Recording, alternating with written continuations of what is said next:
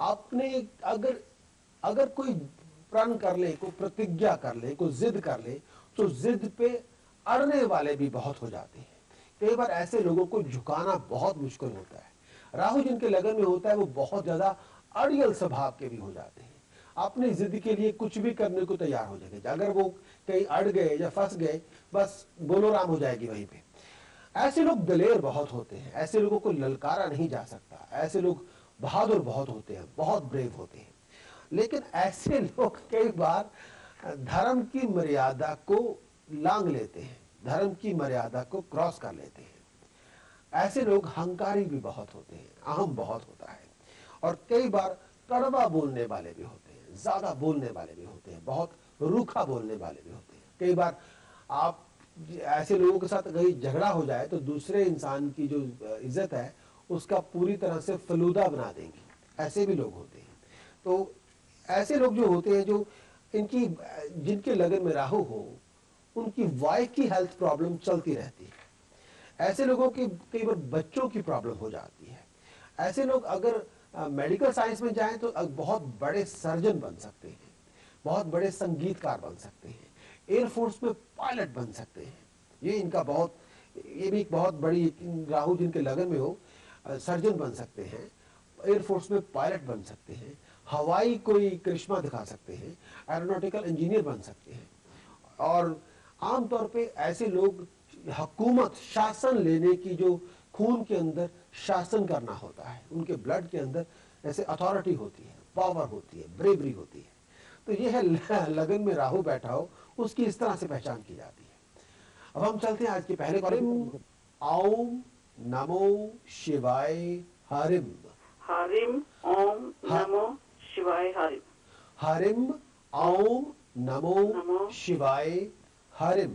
हरिम ओम नमो शिवाय हरिम। हरिम पहला बोल, तुसी भैन जी ध्यान नाल सुनो बेबी। अच्छा जी। हरिम हरिम ओम ओम नमो शिवाय हरिम। हरिम ओके। ਜਿਹੜਾ ਹਰਿਮ ਹੈ ਉਹ ਮਾਤਾ ਪਾਰਵਤੀ ਦਾ ਬੀਜ ਮੰਤਰ ਹੈ। अच्छा जी। ਜਿਹੜਾ ਓਮ ਨਮੋ ਸ਼ਿਵਾय ਆਪਾਂ शिव ਨੂੰ ਪ੍ਰਣਾਮ ਕਰਨੇ ਆ। अच्छा ਆਪਾਂ ਇਹਦੇ ਸਿੰਪਲ ਸ਼ਬਦਾਂ ਚ ਬਹੁਤ ਸਹਿਜ ਸ਼ਬਦ ਤੇ ਕਰਨੇ ਆ। हे शिवयुक्त माता पार्वती जी। माता पिता शिवयुक्त माता पार्वती जी। मेरी दोने आके मेरी मदद करो। अच्छा ਇਹਦੇ ਚ ਇਹੀ ਪੁਕਾਰਿਆ ਗਿਆ, ਹੋਰ ਕੁਛ ਨਹੀਂ। अच्छा किधर प्लीज दोबारा दसियो। हरिम ओम नमो शिवाय हरिम। अच्छा जी। कितनी बारी करना होता है? ਇਹ ਤੁਸੀਂ ਪਾਠ ਦਾ ਰੋਜ਼ ਕਰੋ, ਜਿੰਨਾ ਵੀ ਕਰ ਸਕਦੇ ਹੋ। अच्छा ਇਹਦਾ ਪਾਠ ਤੁਸੀਂ ਜੇ ਮਾਲਾ ਤੇ ਕਰਦੇ ਹੋ ਤੇ 24 ਮਾਲਾ ਹਰ ਰੋਜ਼ ਕਰੋ। अच्छा जी। रुद्राक्ष ਦੀ ਮਾਲਾ ਤੇ ਕਰੋ, ਜਾਂ ਜਿਹੜੀ ਵੀ ਤੁਹਾਡੀ ਕੋਲ ਮਾਲਾ ਹੈਗੀ ਹੈ। ਸਵੇਰ ਨੂੰ? ਜੇ ਹਾਂਜੀ ਸਵੇਰੇ ਕਰੋ, ਬ੍ਰਹਮ ਮੁਹੂਰਤ ਦੇ ਟਾਈਮ 'ਚ ਕਰੋ, ਜਿਹੜਾ ਵੀ ਤੁਹਾਨੂੰ ਟਾਈਮ ਮਿਲਦਾ ਉਹਦੇ ਵਿੱਚ ਕਰ ਲਓ। अच्छा जी। ਲੇਕਿਨ ਇਹ ਪਾਠ ਤੁਸੀਂ ਸਵੇਰੇ ਵੀ ਕਰ ਸਕਦੇ ਹੋ, ਸ਼ਾਮ ਨੂੰ ਵੀ ਕਰ ਸਕਦੇ ਹੋ, ਸੌਣ ਦੇ ਟਾਈਮ ਵੀ ਕਰ ਸਕਦੇ ਹੋ। राहु जो ग्रह है वो दैत्य भी है, वो देव भी है, वो राक्षस भी है वो देवता भी है। क्योंकि वो उसको प्रभु ने जो अमृत रस पिला दिया तो वो तो हो गए हैं अमर। अब जो धड़ है, जो ऊपर का हिस्सा है, मुख है, वो तो बना हुआ है राहु। जो उनका नीचे वाला हिस्सा है वो केतु है। तो राहु के अंदर दोनों ही गुण मिल जाते हैं, ये देव स्वरूप भी है, ये दानव भी है। अब राहु अगर किसी की कुंडली में पंचम भाव में हो, या 8वें घर में हो, 12वें घर में हो, लगन में हो, तो कई बार ऐसा अगर कुंडली में गोचर में भी चलता हुआ ऐसा हो जाए तो ये बनते बनाए काम खराब कर देता है। फिर कई बार लोगों को ऐसे वहम भी हो जाता है कि किसी ने उनको कुछ कर दिया है, और आमतौर पे ऐसे कुछ फुसलाने वाले लोग भी इस उनकी इग्नोरेंस का फायदा उठा लेते हैं, वो भी वहम डाल देते हैं। लेकिन राहु जो ग्रह है उसने चलना है, उसने पूरा चक्कर काटना है आपकी कुंडली का। जब भी पहले घर में आएगा, पंचम भाव में आएगा, 8वें घर में आएगा, 12वें घर में आएगा, तो कई बार ऐसी ही बिना आपकी सोची हुई प्लानिंग्स को अनसक्सेसफुल कर देगा। कुछ ऐसे हालात पैदा हो जाएंगे जो नजर नहीं आएंगे। तो कई बार जैसे राहु की बीमारियां भी होती हैं, वो टेस्ट में नहीं आती, उनका कोई टेस्ट नहीं होता। वो आप महसूस कर सकते हैं लेकिन उसकी कोई टेस्टिंग नहीं, उसको मैयर नहीं कर सकते। तो ये इस तरह है, ये ग्रह है अपना एक, इसकी नेगेटिव एनर्जी है। हम उपाय से कहते हैं कि उस नेगेटिव एनर्जी से वो मुक्त हुआ जाए, और थोड़ा कई बार दान करते हैं, जप करते हैं, कुछ उपाय करते हैं, तो उसे बहुत आसानी से उसे मुक्त किया जा सकता है। तो अगर किसी के शरीर में दर्द है, वो राहु का प्रतीक है। अब दर्द को आप कैसे मेजर करेंगे, कहाँ पे दर्द है, क्यों दर्द हो रहा है, कब बंद हो रहा है, कब शुरू हो रहा है। तो ये एक दर्द है जिस हिसाब से जो चार्ज है, नेगेटिव एनर्जी है, क्लॉटिंग हो जाती है, नेगेटिव एनर्जी हो जाती है, तो ये नर्व ट्रैप हो जाती है, नेगेटिव एनर्जी है, वहाँ पे क्लॉट बन गया है। तो ये बात है। अब हम चलते हैं अपनी कॉलेज की तरफ। एलिमेंट्री पार्ट्स हैं राहु और केतु, उनके उनके बारे में मैं बात करना चाहता था। आज जो मेरी बात होगी, जो पिछले जो प्रोग्राम था, राहु जब लगन में हो तो राहु काल सर्प का मुख है, उसका फेस है, उसका ऊपरला हिस्सा है। राहु काल सर्प को गवर्न करता है, राहु काल सर्प को लीड करता है, राहु काल सर्प को ड्राइव करता है। तो राहु का अपने आप में किस घर में बैठे होना काल सर्प की पूरी एलिमेंट्री जो उसका कैरेक्टर है वो बदल सकता है। अगर राहु लगन में है, काल सर्प का इफेक्ट और होगा। अगर राहु दूसरे भाव में है, काल सर्प का इफेक्ट और होगा। अगर राहु अष्टम भाव में बैठ जाए तो काल सर्प की नेचर बदल जाती है। आज हम बात करेंगे अगर राहु दूसरे घर में बैठा हो तो काल सर्प की, राहु के पहले स्टडी करें कि राहु दूसरे घर में बैठा क्या करता है। आज चलते हैं कि राहु अगर दूसरे घर में हो, ऐसे लोग जो होते हैं, क्योंकि राहु काल सर्प का मुख है। ऐसे जो लोग होते हैं आमतौर पर ट्रैवलिंग बहुत करते हैं, प्रदेश फॉरेन की ट्रैवलिंग बहुत होती है, या ट्रैवलिंग बहुत ज्यादा होती है, लेकिन ऐसे लोगों की जिंदगी में ऑब्स्टेकल्स भी बहुत ज्यादा होते हैं, आमदन में रुकावटें बहुत होती हैं, तरक्की के रास्ते में रुकावटें बहुत होती हैं। कई बार ऐसे लोगों को बच्चों का या औलाद का सुख बहुत लेट मिलता है। कई बार बाल बच्चे होने के बावजूद भी बच्चों का सुख नहीं होता, बच्चों के साथ बनती नहीं है। ऐसे लोग जिनके राहु दूसरे घर में हो, उनकी जुबान काफी कड़वी होती है, जुबान से लोगों का पोस्टमार्टम कर देते हैं, जुबान से लोगों को काट देते हैं।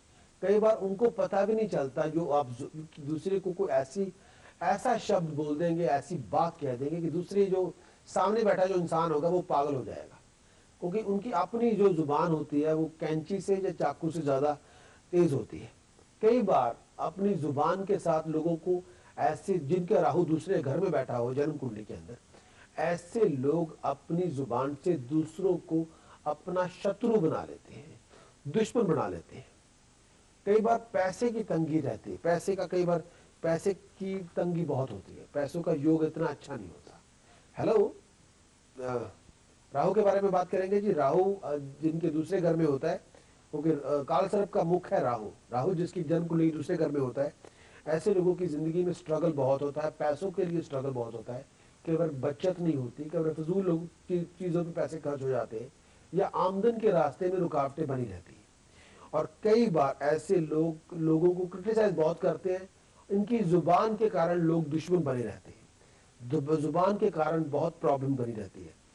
बच्चों की सेहत के ऊपर कई बार बच्चों की सेहत ठीक नहीं रहती, बच्चों की पढ़ाई और सेहत को लेके कोई ना कोई परेशानी चलती रहती है। और कई बार बहुत ज्यादा मेहनत करने के बाद जो फाइनेंशियल सेटबैक्स है वो जाते नहीं है, वो चलते रहते हैं। और कई बार ऐसे लोग मांस मछली के या शराब पीने के बहुत ज्यादा शौकीन होते हैं। और कई बार जब राहु जिनके दूसरे घर में होता है, ऐसे लोगों की जिंदगी में जब ये लोग 12 साल के होते हैं या 17 साल की से लेके 21 साल की उम्र तक, इनके माँ बाप को फाइनेंशियल लॉसेस को, बहुत बड़े फाइनेंशियल लॉसेस को से गुजरना पड़ता है। और कई बार जब ये लोग बड़े होते हैं, कोई अथॉरिटी से इनके ऊपर मुकदमा चलाया जाता है, लीगल अथॉरिटी से कोई बहुत बड़ा फाइन होता है, लीगल अथॉरिटी से कोई बहुत बड़ी पेनल्टी मिलती है। अब बात करते हैं, अगर राहु किसी के जन्म कुंडली के तीसरे घर में हो, थर्ड हाउस में हो, तो तीसरे घर में अगर थर्ड हाउस में जो राहु बैठा हो, ऐसे जो लोग होते हैं बहुत ज्यादा, जैसे कहते हैं फिलोसफिकल माइंडेड होते हैं, बहुत ज्यादा योग अभ्यास भी करते हैं, बहुत एक्सरसाइज करने वाले भी होते हैं। और ऐसे लोग जो डिबेट्स होती हैं, जो डिस्कशंस होती हैं, उनके सामने कोई टिक नहीं सकता। ऐसे लोग बहुत ज्यादा बहादुर भी होते हैं, पेशेंस बहुत होती है, बड़े डिटरमिन नेचर के होते हैं। जिनके तीसरे घर में राहु बैठा हो, ऐसे लोग बहादुर बहुत होते हैं, कोई इनको डरा नहीं सकता। और ऐसे लोग बहुत डिटरमिन्ड होते हैं, कोई चीज सोच ले उसको पूरा करके छोड़ते हैं। चलते जी कॉलेज बतानी बहुत ज्यादा जरूरी है। मैं बात कर रहा था कि राहु जन्म कुंडली के तीसरे घर में हो, इसमें ऐसे लोग जो बहुत डिटरमिन्ड होते हैं, जैसे वॉरियर टाइप होते हैं, किसी से डरने वाले नहीं होते, जिनके जन्म कुंडली में तीसरे घर में राहु हो, ऐसे लोगों को लड़ाई में ललकारा नहीं जा सकता। ऐसे लोग बहुत ज्यादा ब्रेव होते हैं, बहुत डिटरमिन्ड होते हैं। आमतौर पे दुश्मन ऐसे लोगों के सामने टिक नहीं सकता, लोग भाग जाते हैं, लोग सामना नहीं कर सकते। ऐसे लोग धन संपदा से संपन्न होते हैं, सेल्फ कंटेंट होते हैं, विद्वानों का संग करने वाले होते हैं, पढ़े लिखों का साथ देने वाले होते हैं, पढ़ने लिखने के थोड़े शौकीन भी होते हैं। ऐसे लोग अपॉर्चुनिटी का पूरा पूरा फायदा उठाते हैं, वक्त के मुताबिक अपने आप को एडजस्ट कर लेते हैं और प्रोफेशनल होते हैं। फेम नेम बहुत होता है इनके पास, और जिंदगी में अपने बलबूते पे कंफर्ट अचीव कर लेते हैं। बहुत ब्रेव होते हैं, रिस्क लेने की आदत हो जाती है, ओवर कॉन्फिडेंट कई बार हो जाते हैं, और बहुत ज्यादा डिटरमिन नेचर के होते हैं, लग्जरी लविंग होते हैं। जिंदगी में अपने बलबूते पे अपनी कंफर्ट जोन क्रिएट कर लेते हैं। जिंदगी में हर खुशी आराम सुख संपदा अपने अपने बलबूते पे पैदा कर लेते हैं। बहुत होते हैं और दुश्मनों पे शत्रुओं पे विजय प्राप्त करते हैं। लेकिन कई बार कानों की पेन रहती है, या बैक की या स्पाइनल कॉर्ड की कोई प्रॉब्लम चलती रहती है। कई बार ऐसे लोगों की बैक में, इनके राहु तीसरे भाव में हो, स्पाइन की तरफ से कोई ना कोई, जैसे वर्टिब्रा को हिल जाएगा, या जो शटका की जो नर्व ट्रैप हो जाती है उसकी ओर से प्रॉब्लम हो जाएगी, शटका की तरफ से प्रॉब्लम हो जाएगी, या कई बार बैक की ओर से जो वेट है टांगों पे नहीं जाएगा, उससे खड़े होने में भी तकलीफ होती है, बैठते हुए भी तकलीफ होती है। ऐसी बहुत होती है, ऐसी प्रॉब्लम हो जाती है। लेकिन कई बार मेमोरी उम्र के साथ साथ कम हो जाती है, याद नहीं ज्यादा रहता। हम चलते लोगों की कई बार याददाश्त थोड़ी कमजोर हो जाती है, और कई बार अपने भाइयों के साथ बनती नहीं है, या अपने भाई बहनों के साथ कोई ना कोई मसले चलते रहते हैं। खासतौर पे जो बड़े भाई होते हैं उनके साथ कोई ना कोई लड़ाई चलती रहती है, आर्गुमेंट्स होते रहते हैं, या कोई गलतफहमी हो जाती है। ऐसे लोगों को कई बार भाइयों का सुख नहीं मिलता। जिनका राहु तीसरे भाव में हो, कई बार फैमिली की सपोर्ट नहीं मिलती, कई बार भाइयों की ओर से कोई सपोर्ट नहीं मिलती, और कई बार जैसे जिंदगी के अंदर बैक की प्रॉब्लम शुरू होती है, जो लाइफ के अंदर लॉन्ग टर्म पेन चलता रहता है, स्पाइन की प्रॉब्लम, बैक की प्रॉब्लम, कमर की कोई प्रॉब्लम चलती रहती है, कई बार पैरों के ऊपर वेट नहीं आता। अब बात करते हैं राहु अगर चौथे घर में हो।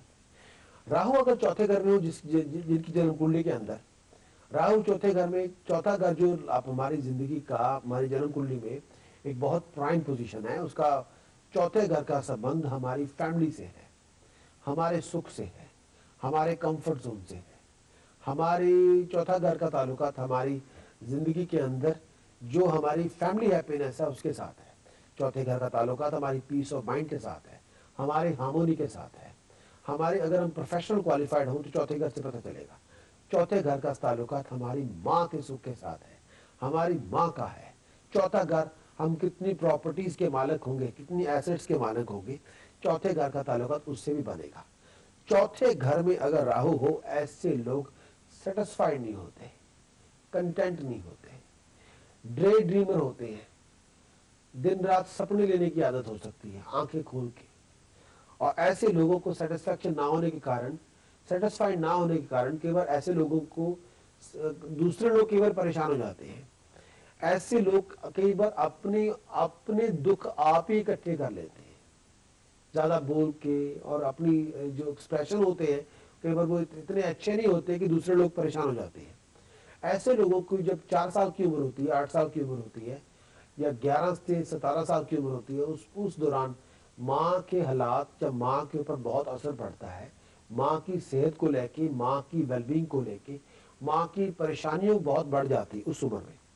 चौथे घर में अगर राहु बैठा हो, ऐसे लोगों को पेट की तकलीफ हो जाती है, या पेट की कोई ना कोई प्रॉब्लम चलती रहती है, या कई बार ऐसे लोगों को लॉन्ग टर्म टेंशन और डिप्रेशन